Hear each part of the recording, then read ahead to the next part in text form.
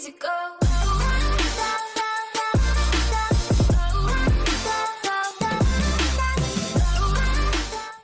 Welcome back, Buc Bros.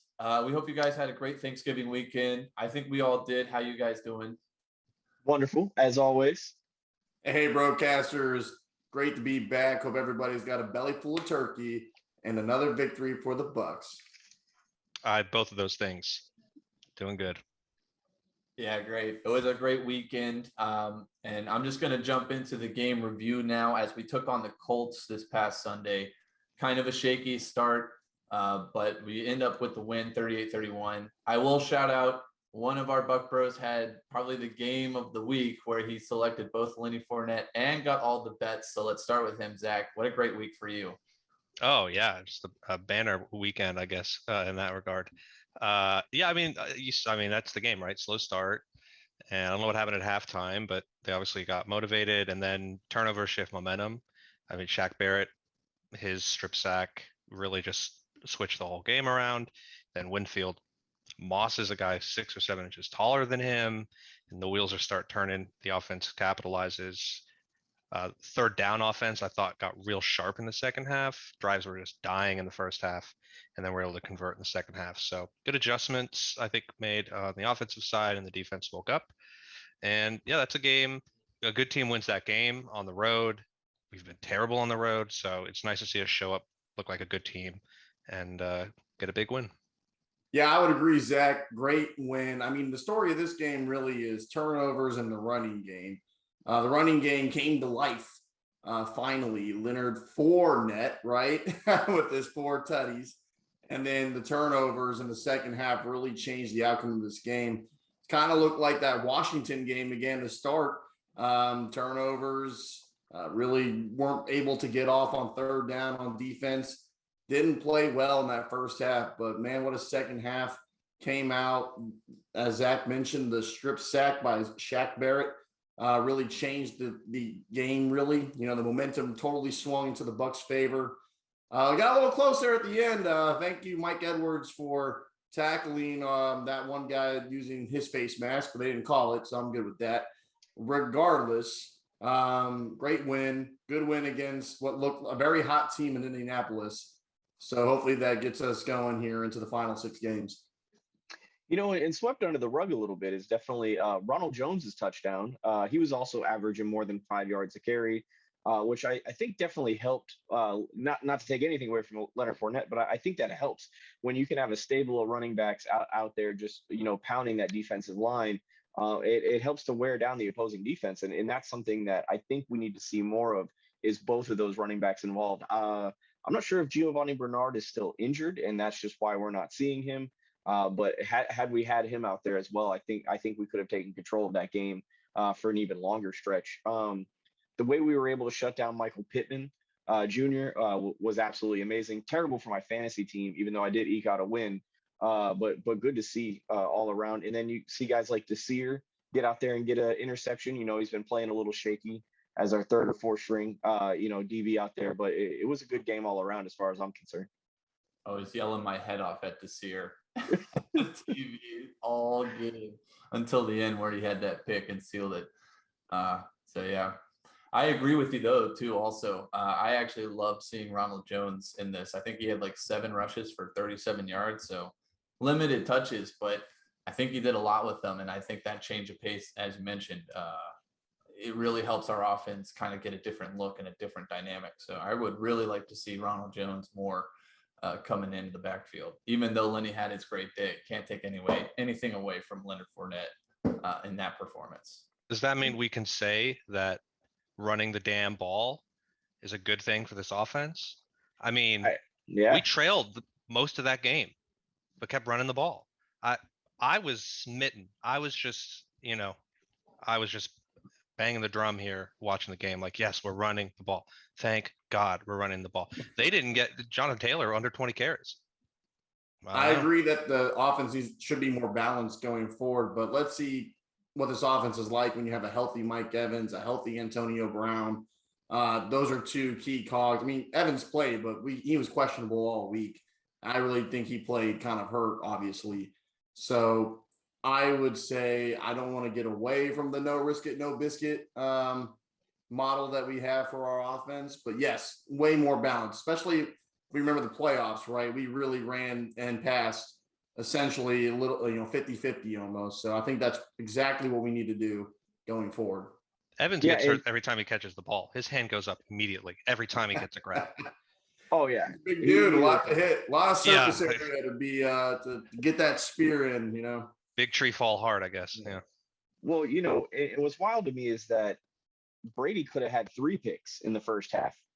And he's very lucky he didn't. So it was good to see them take the ball out of his hands a little bit and go back to the running game, because he almost threw that game away in the first half. And I've been saying that all season, is despite his MVP. I mean, he's been putting up MVP numbers, and I don't want to take that away from him, but he's lucky he doesn't have twice as many interceptions on the season. He's lucky he doesn't have Jameis Winston style numbers. And, not all of them are his fault, but, you got to stop throwing the ball to the other team. And if their DBs had better hands, that game could have been, we could have been well out of it. So it was good to see us make the adjustment and go to the ball on the ground. It's hard not to bet his over on picks right now. He's throwing picking like 4 straight and like 4 out of 6 road games. I hate to say it, and Wentz also had 2 balls get tipped into the air in the first half that didn't get picked. So he could have had a worse day too. But yeah, I agree. Balance is key. Set up the play action, take the ball out of Brady's hand, I guess. I don't know. I'm not sure I like that phrasing, but the balance I think is key for sure. Yeah, especially as you mentioned in these past few games where Brady has been a little shaky. It does seem that he's starting to feel a little discomfort in the pocket at times, and not throwing the ball with the same zip that we've seen in the past. So it is nice to have that fallback when you do have those running backs in that run game to be balanced like that. So hopefully that attack continues as we look to next week, as we go into Atlanta and take on the Falcons. I think Atlanta just beat the Jaguars. I think that's what they did in a pretty close game where they got out to an early lead and Jags closed it quickly. So let's start with Bryce on this one. What do you think's the key? And of course, as always, your fantasy player for this next game against the Falcons?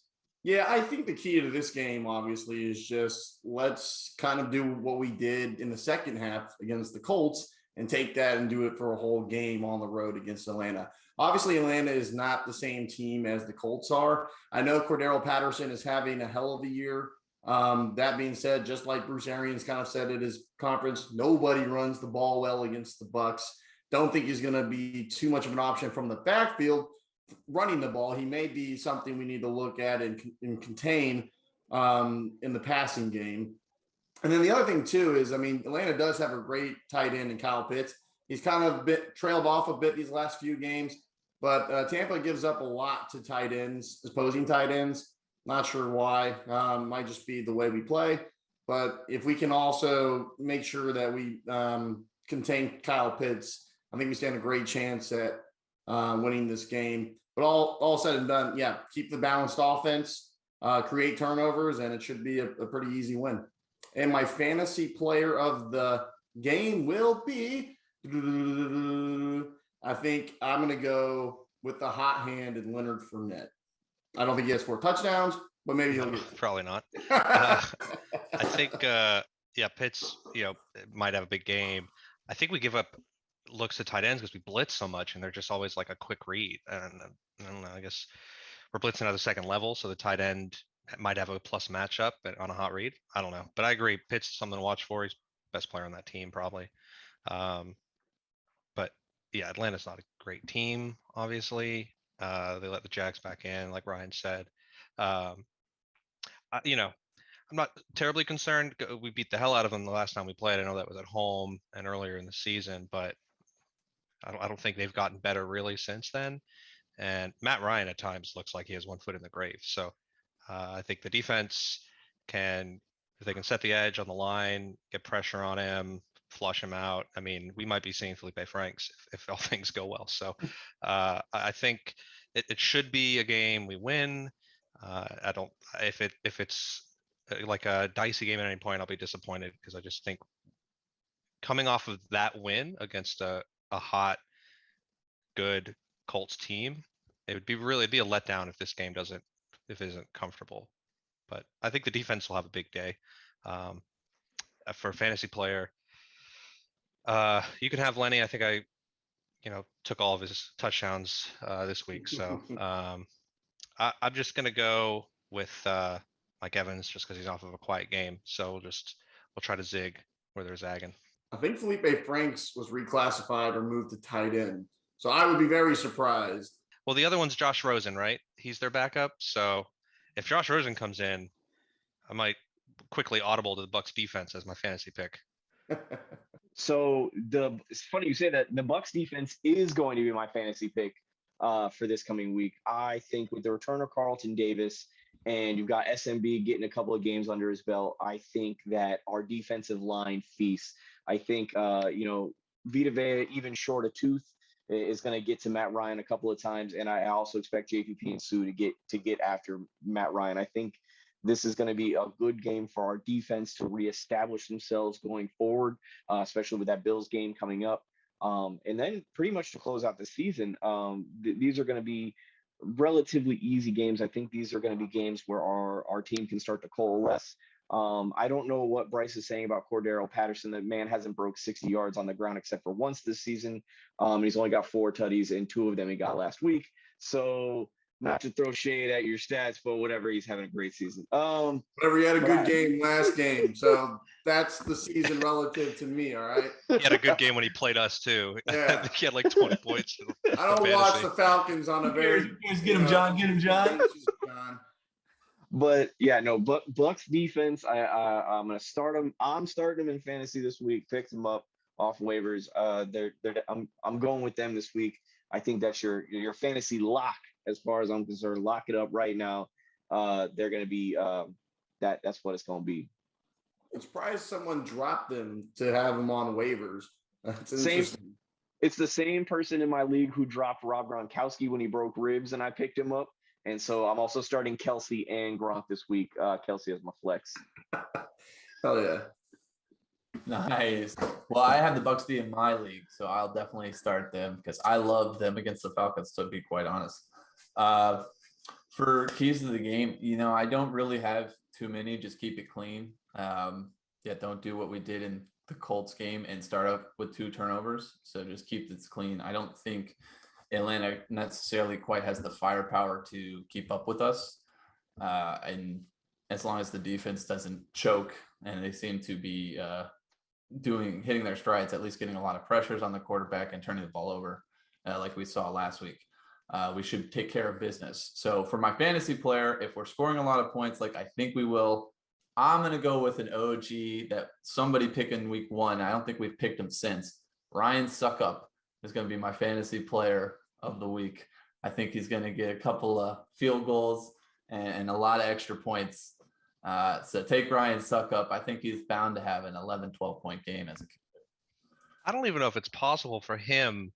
Like if he's getting a lot of PATs, doesn't that mean someone else is scoring like 6 more points at that exact moment? Yeah, I was going to say, way to maximize your point potential. Hey, don't be. My guy wants a 15-0 game over here. I have started. Yeah. It's good. We're going to win 12-0, and Ryan's going to have Ryan and John will have the most points because we scored 38 points last week, and Mike gave me like 4. Okay. Yeah. I have started Suckup every week except for the bye week in my fantasy league, and I contributed him to my 8-win streak that I'm on right now. So Ryan Suckup, he's the man. It's good to pick up, it's good to have that every week. It's the reason I used to take Steven Hauschka in the fantasy draft because, the man's good for points. If your team's scoring points, your kicker's scoring points. And that's a good guy to have, bro. Ryan Suckup. I blame Leonard Fournette for my loss since he stole all the touchdowns from Tom Brady. Well, I think Suckup is a great bet. And with that, I would like to segment to the Bucs bets segments. Zach, you're coming off. I think you have one other week where you had. Yeah. So it's got to be one of, if not your best week. So how do you follow it up this week? Yeah, I think it is our second clean sweep, which is good because we had a dip, I think. So this gets us back in the green, which is nice.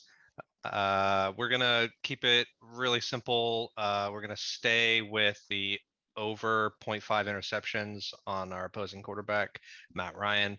I have a feeling those are going to be really short odds, but I think it's a lock. It's not our lock. I should poor choice of words there. It's on the card.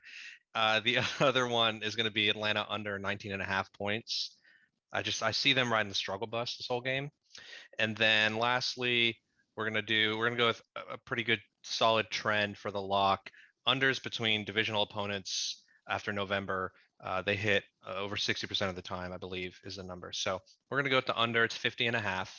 So one more time, Matt Ryan over 0.5 picks, Atlanta under 19.5 total points, and then under for the game 50.5. All right. Well, hopefully Atlanta's not scoring a whole lot then, because we need the Bucs to score a lot. Come on, Ryan, suck up, please. Seems like the defense and the kicker are a good pick if that is the way we're betting this game.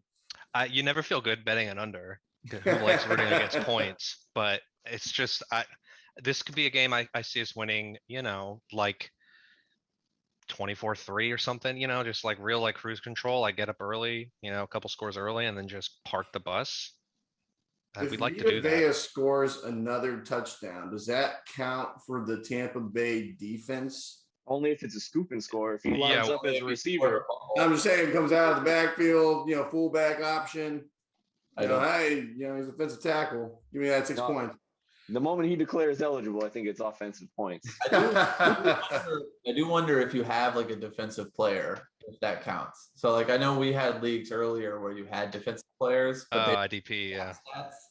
I do wonder if they count touchdowns if they go in an offensive package. Here's something I learned on Monday Night Football, that an interception thrown on a 2-point attempt does not count as an interception. It's just a failed 2-point attempt. So people like me who had Russell Wilson over 0.5 interceptions had a really steep drop there on that roller coaster of, it's not great. Not great, but learn something. Well, as we wrap up here, we're learning stuff about the NFL every week, and we hope you guys are learning more about the Bucs with us. We are getting towards the end of the NFL season, so I know we will be looking at the NFC standings and how we are shaping up for the playoffs coming soon.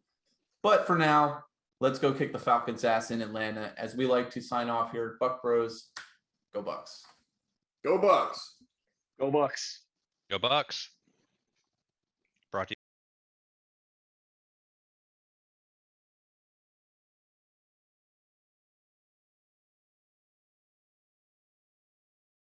All right, so it's just the same as always. We'll just keep it quick.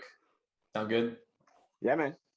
All right. I was hoping to talk about a few new features for this week, some new segments, especially about an hour long. Okay. Yeah. All right. Yeah. I actually have the all 22 for the game. I was going to pull up, and then I thought we could go through and diagram a couple blocking schemes that we ran. That's a great idea. Every single drive, every play, Just every Donovan drive. Smith. I just want to follow his scheme for the whole game. Let's see how it goes. Hey, Donovan Smith had a good game according to Ronnie Barber's breakdown. Yeah, he played out of his mind. It's about time. Yeah. John's only been calling for him to be traded for like the last 3 seasons. One good season. You want doesn't like Donovan Smith is not a good player. No. This has to be at the end of this video.